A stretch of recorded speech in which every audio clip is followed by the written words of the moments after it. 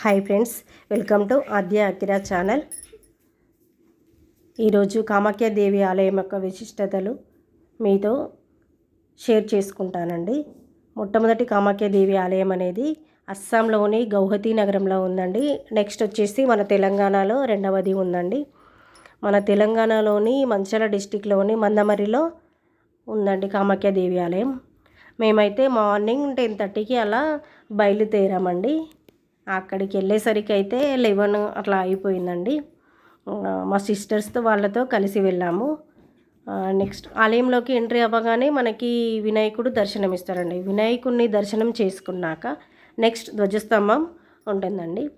ఈ ధ్వజస్తంభం దగ్గర మనం మనసులో ఏదైనా కోరిక కోరుకొని నెయ్యితో దీపాలు వెలిగిస్తారండి. పూజకి కావలసిన సామాగ్రి మొత్తం మనకి అక్కడే ఉన్న పక్కన షాప్లో మనకి అవైలబుల్లో ఉంటుందండి. అక్కడ మనకి పసుపు, కుంకుమ, అగరబస్తీలు, పువ్వులు, కంకణము, గాజులు, నెయ్యి దీపము అన్నీ ఇస్తారండి. సో అక్కడ తీసుకున్న నెయ్యి దీపాన్ని మనం ధ్వజస్తంభం దగ్గర వెలిగించాలండి. ధ్వజస్తంభం దగ్గర దర్శనం చేసుకున్నాక నెక్స్ట్ ఆలయం లోపలికి ఎంట్రీ అవ్వాలి. ఆలయం లోపలికి ఎంట్రీ అవ్వగానే మనకి అష్టాదశ శక్తి పీఠాలు కనిపిస్తాయండి. ఈ అష్టాదశ శక్తి పీఠాలను చూస్తూ ఉంటే నాకైతే చాలా ఆనందంగా అనిపించిందండి. అంత బాగున్నాయి విగ్రహాలు. చూడండి, ఈ అష్టాదశ శక్తి పీఠాల మధ్యలో మనకి శ్రీచక్రం ఉంటుందండి.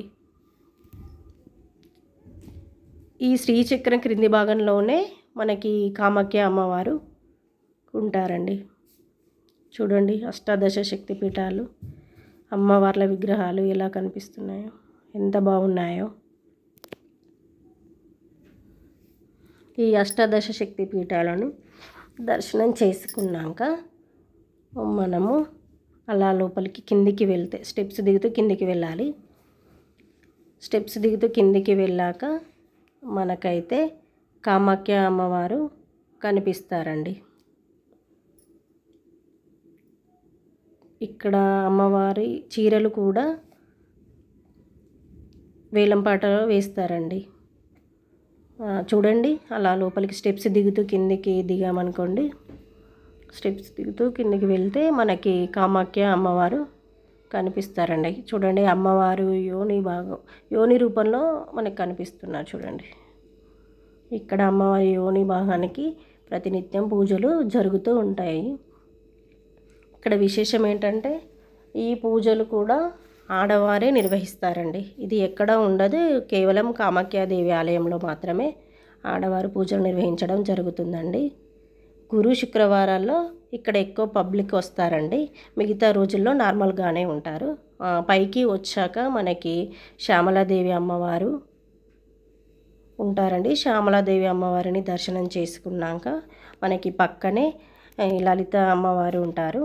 ఈ లలిత అమ్మవారి దగ్గర మనకి గోత్రనామాలు చెప్తే వాళ్ళు అర్చన చేసి మనకి పసుపు కుంకుమ ఇస్తారు. నెక్స్ట్ పువ్వులు, కంకణము, గాజులు, శ్రీచక్రం కొద్దిగా వాళ్ళు శ్రీచక్రానికి పూజ చేసి మిగిలినవి మనకి మళ్ళీ ఇస్తారండి. చూడండి, శ్రీచక్రం కనిపిస్తూ ఉంది. అక్కడ అర్చన అయిపోయాక నెక్స్ట్ మళ్ళీ మనకి పక్కనే వరాహిమాత అమ్మవారు కనిపిస్తారండి. ఈ వరాహిమాత అమ్మవారిని దర్శనం చేసుకున్నాక మనం ఆలయం బయటికి వస్తే ఆలయం బయట మనకి శివలింగం కూడా ఉంటుందండి. ఇక్కడ శివలింగాన్ని దర్శనం చేసుకున్నాక నెక్స్ట్ ఇలా అయితే మా ఆలయం ట్రిప్ అనేది ముగిసిపోయిందండి.